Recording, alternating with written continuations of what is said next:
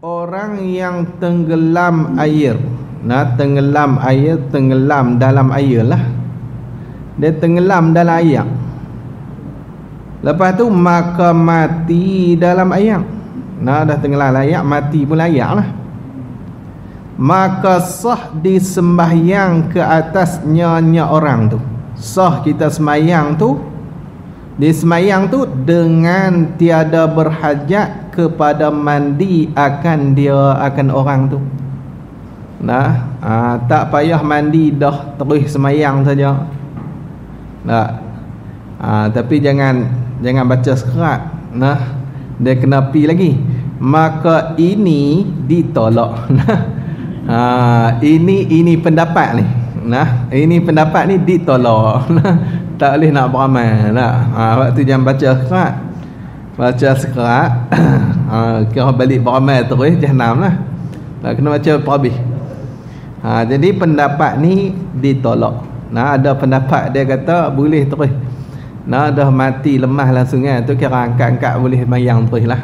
Macam tu lah. Dia kira masuk waktu semayang kan lepas mandi ya. Ni dah kawan mati layak dah.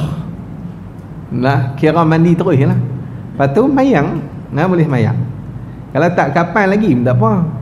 Tapi sunat kita semayang tu selepas daripada kapan. Nah, habis. Jadi tapi qaul ni ditolak lah. Pendapat ni pendapat ditolak. Dan yang muktamadnya, nah, pendapat yang muktamadnya ataupun qaul yang muktamadnya yang tu wajib dimandi akan orang yang tenggelam air tu. Mati layak ni. Wajib juga kena mandi walaupun dia mati layak. Kena mandi lain. Nah, tak kira hak lemah layak tu, hak duk layak tu tak kira lagi. Nah, kena mandi lain. Jadi wajib dimandi akan orang yang tenggelam tu. Nah, wajib tu dengan perbuatan jenis mukallaf. Dimandi tu dengan takluk kat dimandi. Dimandi tu dengan perbuatan jenis mukallaf. Jenis mukallaf ni dua, jin dan juga manusia. Nah, jin dengan manusia. Jadi kalau manusia ambil dia mandi, tak ada masalah. Tidak pun jin ayak, ada jin ayak. Nah, jin tanah, jin ayak, Allah alam lah. Nah, jadi jin ambil dia tolong mandi, sah, tak ada masalah. Lepas tu kita manusia mayang. Dah tengok nampak jin duk mandi dah, baik pi lah. Bagi jin buat lah. Nah, jadi boleh, tak ada masalah. Nah, kita tunggu kapan-kapan semayang lah. Jadi dia kena mandi itu dengan perbuatan jenis mukallaf. Nah, jin dan juga manusia lah. Walaupun kafir pun jenis mukallaf lah. Orang kafir manusia juga. Nah, kan depa malaikat kan? Dah, nak manusia macam kita lah. Jadi bila jenis mukallaf boleh nak mandi, tak ada masalah. Maka memandikan mayat. Memada ni sah memandikan mayat oleh kanak-kanak pun boleh. Sebab apa? Sebab dia tu jenis mukallaf. Nah, walaupun dia tu taklah nama mukallaf lagi waktu tu, sebab dia tak balik lagi. Bila kata kanak-kanak, maksud dia tak balik lagi. Bila tak balik, tak mukallaf lagi. Tapi dia tu masuk dalam kategori mukallaf, masuk dalam kata jin ataupun manusia. Kanak-kanak manusia lah. Dan perempuan haid nifas pun sah. Nah, tak ada masalah perempuan haid nifas. Nah, sehingga kan dikatakan tak makruh apa pun. Nah, dia duduk dalam keadaan haid, dia pergi mandi mayat. Nah, ataupun dalam keadaan nifas, mandi mayat pula. Duduk dalam pantang mandi mayat air. Kemah tu.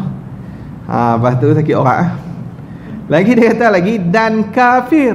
Nah, kafir. Nah, orang kafir sama lah. Nah, dia kira dia manusia. Nah, bila manusia jenis mukallaf, tak ada masalah. Dan jin syaitan. Setan tolong mandi. Nah, tak ada masalah. Nah, syaitan tolong mandi dia pun boleh, tak ada masalah. Sebab dia ni semua masuk dalam kata jenis mukallaf. Nah, jenis mukallaf. Iblis ya. Nah tolong mandi. Tak. Jenis mukallaf belaka lah. Habis hang tu. Lagi dia kata lagi, dan tiada memada mandi mayat. Tak memada ni tak sah mandi mayat oleh malaikat. Malaikat tak boleh. Sebab apa tak boleh? Kerana ilat. Ilat tiada memada tu, tak sah tu sebab apa? Kerana ia malaikat bukan jenis mukallaf. Dia bukan jenis mukallaf. Hak mukallaf jin dengan manusia. Nah, hak kena berat dengan hukum syarak jin dengan manusia lah. Malaikat tak kena berat dah. Malaikat pasal depa strict lah. Kalau kerja depa hak tu. Nah, kalau hak jenis kerja rokok tu, dia akan buat hal lain lah. Nah, lepas tu depa pula tak ada lah masuk dalam kata geng-geng hak buat derhaka ke, tak ada. Nah, jadi malaikat ni dia tak masuk dalam kata jenis mukallaf. Jadi jenis mukallaf ni jin dan juga manusia. Hak tu saja. Habis. Maka sah lah kalau jin dan manusia mandi dia sah.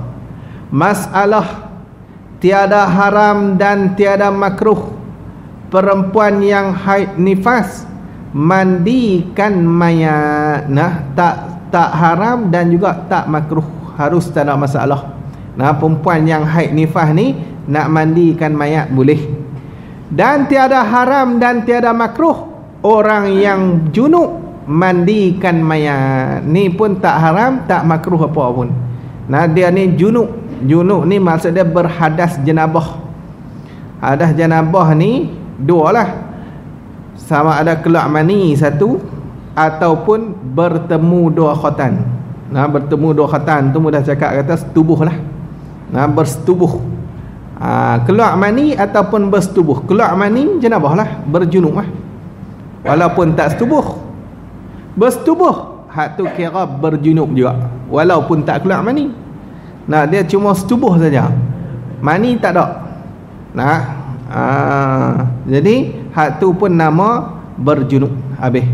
Jadi orang yang junub mandi mayat pun sama juga, tak haram apa, tak makruh apa. Intaha sabil. Sabil ni sabilal muhtadin. Nah, kitab Syekh Arsyad Al-Banjari. Muka surat 72. Kalau ada balik tengoklah, dia kitab Jawi. Tengok lagi dia kata masalah orang yang mati runtuh umpama bukit ke atasnya orang tu. Nah, bukit runtuh, nah kambuh kalingan dia. Atau lombong bijih. Nah, runtuh lombong bijih tu kambuh kalingan dia. Dan tiada dapat, ni dan padahal tiada dapat hendak mengeluar akan dia akan orang tu sekali-kali langsung, tak boleh langsung. Nak bawa keluar tak boleh lah. Nah, runtuh bukit tu, runtuh pergi kenal ke dia tu, nak keluar tu tak boleh dah.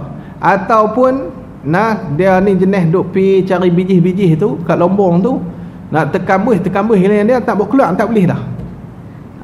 Ni nak buat macam mana ni? Maka kata qil, bila qil ni dhaif lah. Ni fahamlah dalam kitab fiqh ni bila sebut qil dhaif. Nah, tambah kitab ni kalau dia sebut qil tu dhaif lah tu. Kata qil dia kata apa? Wajib disembahyang ke atasnya, ke atas orang tu dengan tiada mandinya. Nah, tak mandilah, nak mandi apa dah, kita nak korek nak ambil dia pun tak boleh lah. Nah, semayang terus. Hak ni qil dhaif. Nah, dhaif. Maka qil ini dhaif. Lepas tu yang muktamad macam mana? Dan yang ni, dan pendapat yang muktamadnya yang tu haram lagi tiada sah disembahyang ke atasnya, ke atas orang tu. Haram lagi pula tak sah. Nah, tak sah kita nak semayang kat dia. Sebab apa tak sah? Nah, sebab waktu mayang dia tak masuk. Masuk waktu semayang ni dengan mandi. Dia tu tak mandi. Nah, mayat tu tak mandi. Nak ambil dia tak boleh lah. Dah tak mandi. Bila dah tak mandi kan, nah tak boleh nak semayang. Nah, kalau semayang tak sah. Bila tak sah jadi haram lah. Nah, nampak? Ni pendapat yang muktamad. Jadi jenis ni tak payah semayang dah. Nah, Nak tanam tak? Dah memang tertanam dah. Duk fikir nak tanam apa dah tertanam dah. Nak kapan-kapan apa tak ada fikir lah. Tak boleh nak ambil dah. Nak bukit jatuh tak ada. Angkat tak boleh dah. Kalau boleh ambil kena ambil lah. Nah ni cerita dia, cerita tak boleh nak buat apa dah. Nah, bila tak boleh buat apa dah, biarlah. Bila baca talqin apa lah. Baca talqin. Habis intaha Bughyatul Mustarsyidin. Tengok dalam kitab Bughyah Al-Mustarsyidin, hak ni kitab Arab nah. Ni fatwa Yaman. Nah kitab Tarim Hadramaut. Nah kitab Bughyatul Mustarsyidin. Habis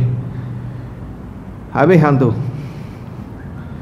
Jadi tu masalah kita dah selesai dah. Masalah macam mana nak orang yang macam mana yang nak kena buat 4 perkara, orang yang macam mana nak kena buat 3 saja, orang yang macam mana yang kita tak payah buat apa langsung.